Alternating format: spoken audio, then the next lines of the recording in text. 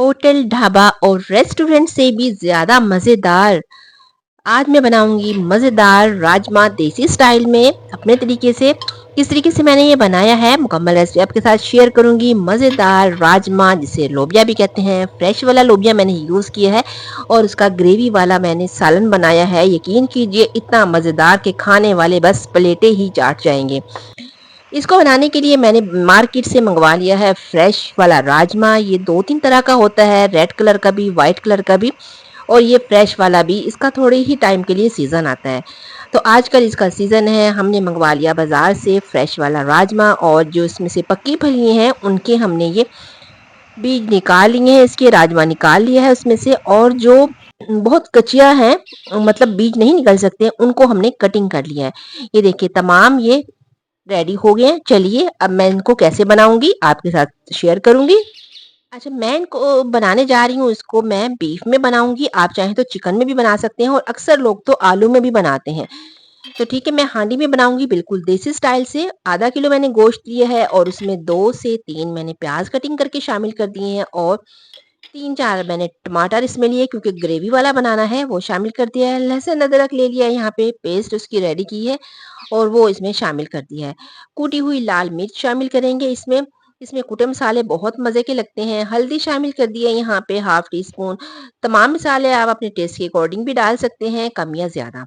नमक शामिल कर दिया है यहाँ पे, थोड़ा-सा गरम मसाला लेंगे, साबुत गरम मसाला, वो शामिल कर दिया है और धनिया पाउडर शामिल करेंगे इस टाइम पे।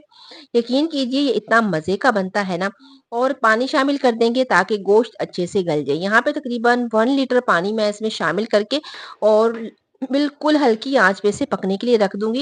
ये बिल्कुल ऐसे पकेगा जैसे प्रेशर कुकर में नहीं गलता है, बहुत अच्छा-सा। तो 30 से 40 मिनट इसे लगे थे बिल्कुल हल्की आँच पे। पानी बिल्कुल ड्राई हो गया है तो यहाँ पे हम चेक कर लेंगे गोश्त को क्या कंडीशन है गोश्त की। अगर तो ये गल गया होगा तो हम इसमें ऑयल डाल के और मसाला अच्छे से भून लेंगे और अगर नहीं गला होगा तो थोड़ा-सा और पानी शामिल कर देंगे। तो यहाँ पे मैंने चेक किया है गोश्त बहुत अच्छे से गल चुका है। मैं यहाँ पे शामिल कर दूँगी इसमें कुकिंग ऑयल, हाफ कप जितना मैं कुकिंग ऑयल इसमें शामिल कर रही हूँ। तो आप जितनी क्वांटिटी में सालन आपका होगा उसी हिसाब से आप ऑयल इसमें शामिल कर सकते हैं।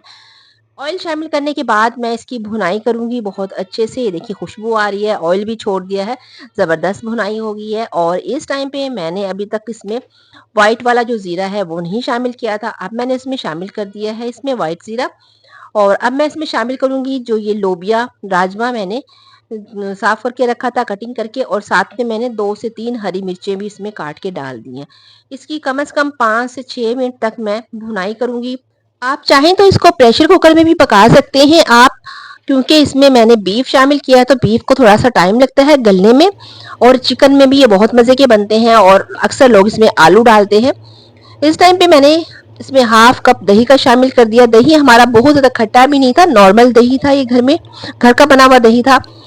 भुनाई करेंगे दही डालने के बाद। बस इस टाइम पे हमने दोबारा इसको थोड़ा-सा पानी शामिल करके दम पे लगा देना है क्योंकि हमने जो इसमें राजमा शामिल किया है वैसे तो ये फ्रेश है, बिल्कुल सॉफ्ट था, लेकिन इसको भी गलने के लिए थोड़ा-सा टाइम चाहिए। तो इसमें मैं जितनी मैंने दही शामिल की है हाफ कप, उतना ही तकरीबन मैं इसमें हाफ कप के बराबर पानी शामिल कर दूँगी। मिक्स करेंगे अच्छे से। यकीन कीजिए इस टाइम पे इतनी ज़बरदस्त खुशबू आ रही है और इस टाइम पे ये बन रहा है हांडी में और आपको पता है ना, हांडी में जब हम कोई सालन बनाते हैं तो उसकी तो महक ही अलग होती है। तो तकरीबन आधे घंटे के लिए मैंने इसको दम पे रख दिया था बहुत ही लाइट फ्लेम पे और ये देखिए हमारा मज़ेदार लोबिया राजमा बिल्कुल तैयार है। चेक करेंगे इसे, ये गल चुका है बहुत ही अच्छे से और इसको डिश आउट करेंगे और गर्मा-गर्म तंदूर वाली चपातियों के साथ हमने इसे सर्व किया था। यकीन कीजिए ये इतना मज़े का लगा है सबको। बहुत ही अच्छी सी ग्रेवी के साथ ये मैंने बनाया था। धनिया शामिल कर देंगे लास्ट में इसमें और हरी मिर्चों से इसकी गार्निश करेंगे। तो चलिए जी डिश आउट करते हैं और फाइनल लुक दिखाते हैं।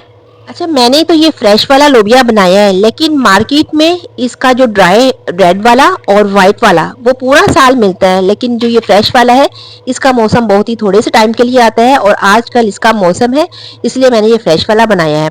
आप जो ड्राई वाला है रेड वाला या वाइट वाला उसको लेके रात भर के लिए भिगो दें या 5 से 6 घंटे के लिए भिगो के और उसे उबाल के उनको इसको बिल्कुल इस तरह मसाला बना के रेडी कर सकते हैं। तो कैसी लगी आपको हमारी आज की मजेदार फ्रेश लोबिया की ये रेसिपी। इसी के साथ इजाज़त दीजिए। अल्लाह हाफ़िज़।